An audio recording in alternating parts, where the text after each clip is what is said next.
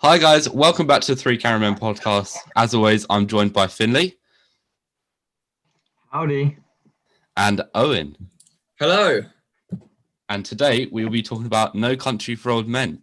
It's a neo-western directed by Joel and Ethan Coen. And it's about Llewellyn Moss, a man who comes across a case of $2 million and then decides to run off with it. He's then hunted by the menacing Anton Chigurh, played by Javier Bardem, who will go to extreme lengths to complete his contract. So, Owen, I believe you consider this film to be a masterpiece. Can you say why? Yeah, I when I watched this at the time, I must have not been paying much attention to it because I liked it a lot. But I didn't really get why people were so hyped about it.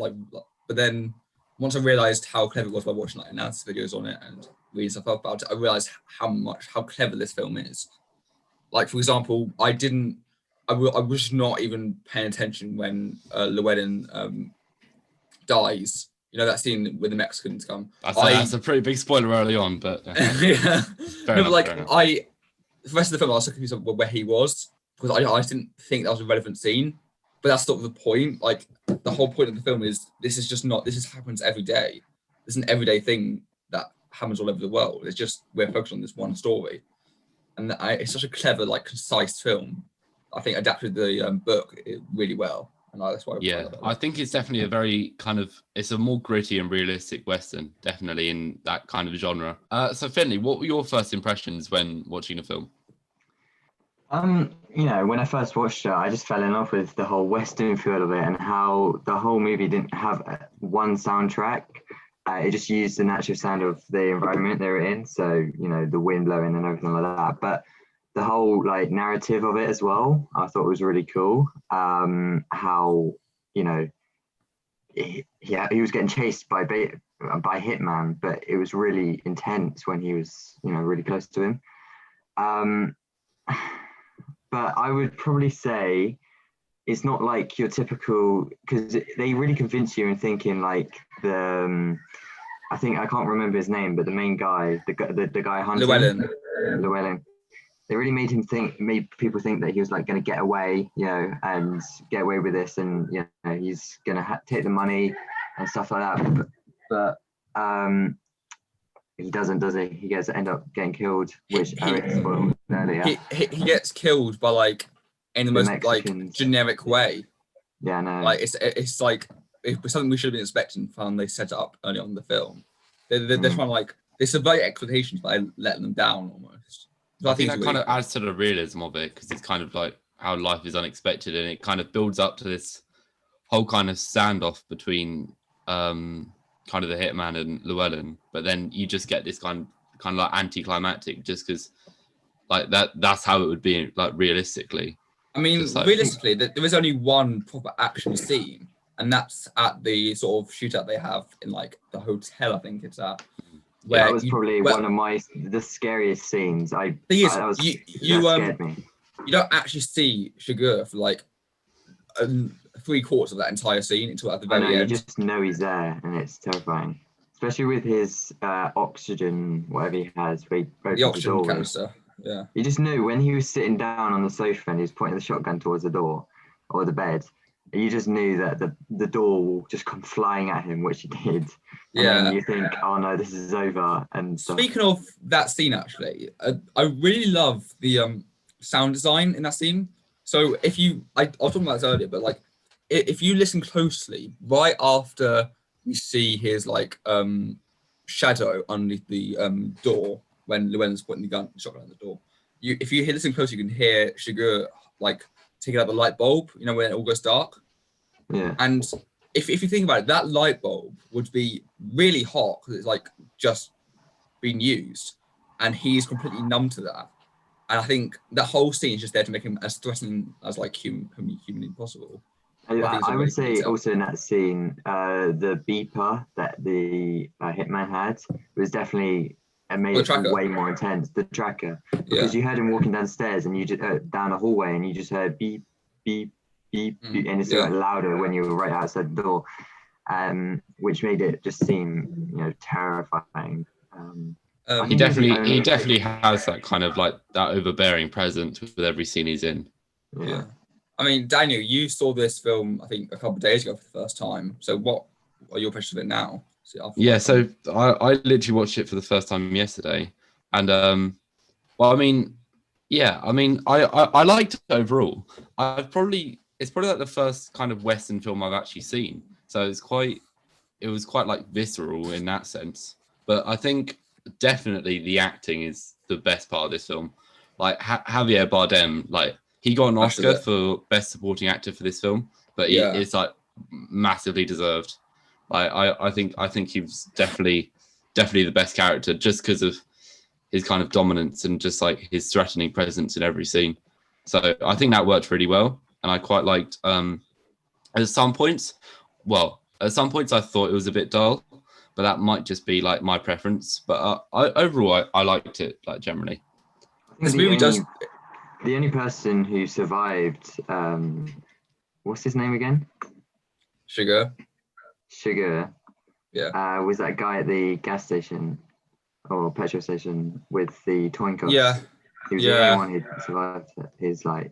The sheriff survives as well. The sheriff survives in the end. Yeah, no, the sheriff.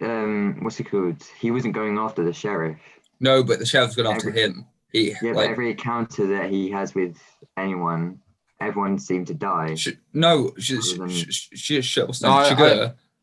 about the sheriff. He knew that sheriff. Yeah, but he was never face to face with him, was he? No, but like that's like the anticlimactic point. But like there's still a chance that he like. If you're associated with Shootout in like any way, you're automatically at risk. That's the whole point. Woody Harrelson was also surprising in this film.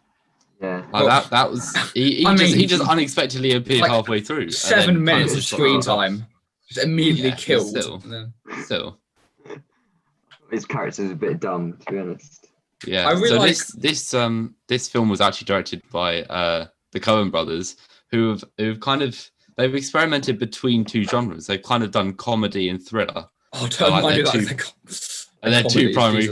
Obviously, comedy was a bit weak, especially with the Burn After Reading. Not to mention Burn After Reading. I can't believe Burn After Reading was released in the same year as this. I think it was like or the year after. That's ridiculous. Freddy, I don't think you've seen Burn After Reading, but I don't think you should bother. Lucky it's you. Not worth it. Yeah. You should watch. The Coen Brothers also made Fargo, which also was I love. So that's an example of how they can do like kind of thrillers well. Fargo is funny. Fargo is like a funny film, but it mixes it so well with the drama. Yes, of course it is. There's many funny elements in the film. With the whole accent. I think Owen just finds murder funny. Just enjoys his daily dose of genocide. Did you find this film funny? Especially when he's like killing all the people. Yeah, especially hilarious, wasn't it? Speaking of killing people, Sugar's sort of philosophy of chance in this film is something I really want to talk about. I think because he talks about he's very set by chance. He's follows like chance and rules and like sort of risks, and he uses that to determine who lives and who dies.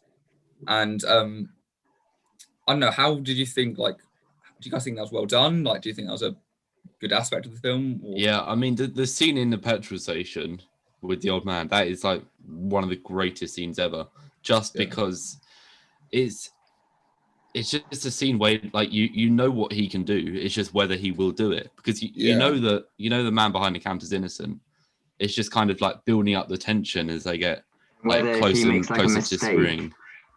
Yeah, if he just makes like one mistake, that could just end his life. And the fact that it was put down to 50-50, I think kind of like cements his role as being like so like ruthless that he just has like no care for like human empathy or anything. He will just like kill whether this coin says heads or tails. I think what I do love that scene a lot. But I think the most interesting scene out of all the chant scenes he has is the final one with Llewellyn Moss's wife. What's her name? Caroline? I don't know. Carla Jean, whatever her name is. She basically insults him by questioning his morals and talks about, it's not him, it's not the Coen decision, it's him. He's the one who dies, who dies. It's just the coin he uses as a sort of explanation for it. And that's why I think he kills her so brutally off screen. Because he checks his shoes afterwards, implying that she's been stomped or like to death. Like this is also based off her novel, so I think in the novel she gets killed brutally at the end. in the novel, it's like that she explained in detail how she's killed. Wait, is there No Country for Old Men novel? It's based on a novel, yeah. Well, I mean, the novel was Pulitzer Prize winning, so it must have been good to adapt. And then obviously this film won loads of awards as well. So I mean, the notable one is Best Picture, which is a pretty big feat nowadays. Like, I'm actually really surprised that this type of film won Best Picture, considering how like it has no score. It's very like bleak for a film like that to win Best Picture.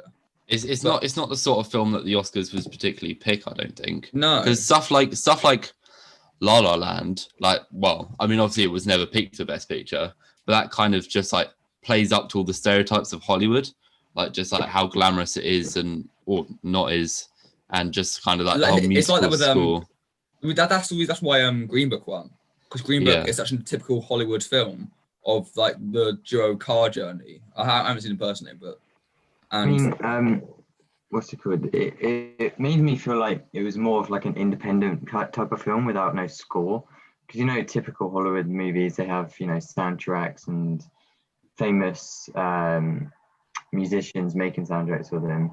In this, it was literally done off just the environment sound. I thought that was really clever. Added to the movie 100%. Another thing it was kind of lacking is kind of diversity, but I think that although that could be considered an issue nowadays, it definitely kind of enhances the realism of the film. Right, because obviously it's all based in Texas. Anyway. So. I don't think the man of diversity in that. That's the point. It's lacking diversity. So obviously this film is like technically a Western. It takes place in the South. It has sheriffs with cowboy hats on. You know, it's like a cat and mouse kind of chase thing. Yep. It's a Western. Yep. But do you think this was more of a Western or drama to you? Because there was a bit of a debate about which is which. But I'd say drama. I was on the edge. I was on my tippy toes. You know what I'm saying? Like, because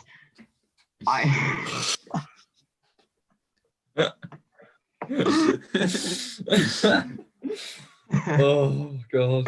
Right, start again. I mean, I was on the edge of my seat the whole time. Like, I felt like it was definitely a drama because Sugar chasing the cowboy was, you know, really intense. And, you know, when the different scenes from the hotel scene to what else? What other encounters does he have? To the cow when he goes back to the, what do you call it? The shootout, the drug deal, basically. And then he starts getting chased. Or I thought that was a really good scene when he's down by there and then you can look up and then you see the car come over the hill and you can see like the shadow of the car, basically. I mean, Roger Deakins' cinematography was just like amazing in this film. Yeah, as usual. He does the same shot in Sicario when if you to the underground drug tunnels, you can see like the sort of like it's not dark pitch black, but you can see sort of like it is basically dark, but it's like, I don't know how to explain it. The sky's sort of blue, but not. It's like a dark blue. Anyway, he does the same shot, and you can see the shadow of the guys moving throughout the night. And he did the same one in this one with that scene. He's definitely a lot well known nowadays, especially with his work on kind of 1917. And just like, because that was a big cinematic feat, just getting that all in one to look like one shot. That was really good. Yeah. I mean, he's done a lot of amazing films. Yeah. I mean, he's done Fargo, he's done Prisoners, Shawshank Redemption. Yeah. He's pretty Skyfall. I mean, back to the point of genres. I think the best thing about this film is it's a mix of all of those. Like, it's a mix of drama, of Western, of comedy, as you'd like to see it. As comedy, yeah, depending on how you view it. So, as the title, like No Country for Old Men, like it doesn't really make sense because it's never like explicitly mentioned in the film. So I was just wondering what that's about. Yeah, yeah. So the title makes sense through the end monologue that Tommy Lee Jones does as the sheriff. Basically, and in the opening monologue as well, he's talking about how his town is not how it used to be when he first joined as a young person, whatever. It's changed for him. Like, it's more dark now, and people have less emotion, and like it's a more bleak out there. When realistically, it's not.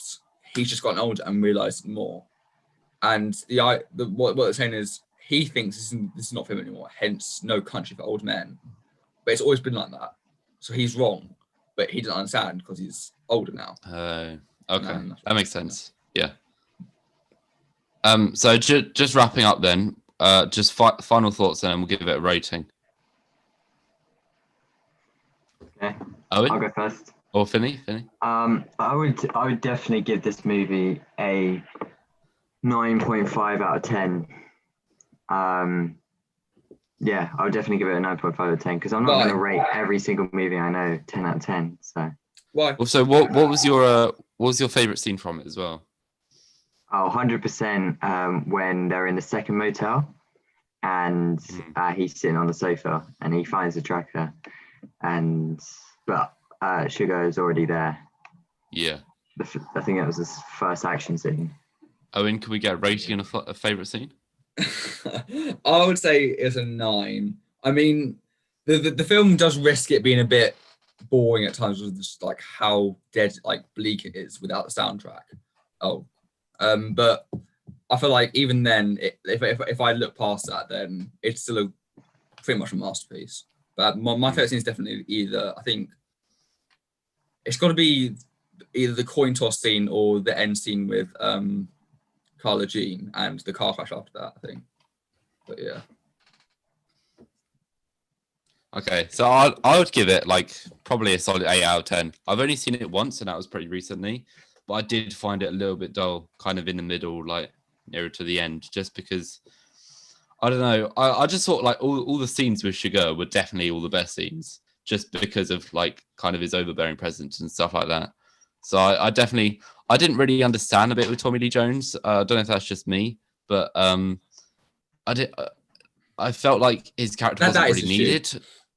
Okay, I just felt like his character wasn't really needed, so I'd probably just cut that out. But other than that, he's the point. Okay, no, I'm not going to tell you, but he's the point of the film. Okay, in my opinion. I liked the bad guy. Other than that, I thought it was a pretty good film overall. Yeah, an 8 out of 10. So that about wraps up our episode for ThreeCameramen. Thank you very much, Owen and Finley, and we'll see you guys on the next one. Bye. Bye.